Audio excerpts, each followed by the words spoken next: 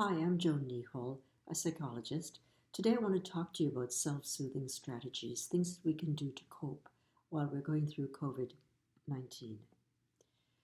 Many of us, I'm sure you as well, have been raised with that Western concept of grin and bear it. Didn't you get that when you were a child? Grin and bear it.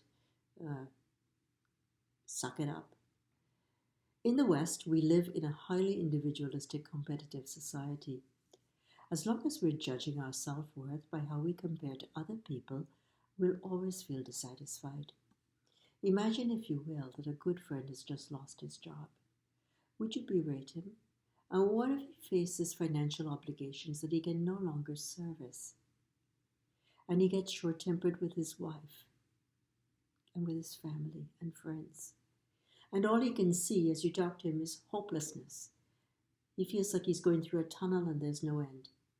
And it's dark. What would you do? I bet you'd show your friend compassion. And if you started responding in this way to your own suffering, you'd be engaging in self-compassion. Instead of denying your problems with a stiff upper lip, stop and ask yourself what you're really feeling. Sad, anxious, frustrated, fear, lonely.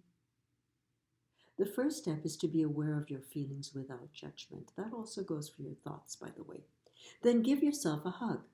With social distance, we can't. But there's nothing to say that we can't give ourselves a hug, which causes the body to release oxytocin, a hormone that makes you feel calm and safe. This is not being self-indulgent, but rather it's being proactive, recognizing the vulnerability you're experiencing, and then using some words of comfort, just as you would to your very good friend. And if this makes you cringe, stop and ask yourself, what is this saying about you? Identify your feelings, practice self-compassion, which is not self-indulgence. Put space between your suffering and yourself. When you give yourself a hug and or utter words of encouragement, you're doing two roles at the same time that are usually done by two different people. The supportive cheerleader, the one who is giving you support, that supportive person on the one hand, and then the suffering person on the other hand. And you're doing it at the same time. The supportive part is stepping outside of your pain.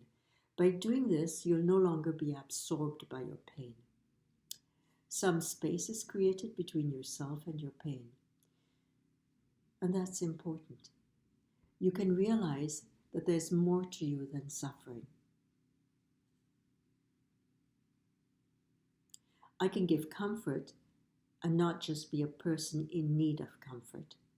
That's key here. It's like giving yourself a moment to step back.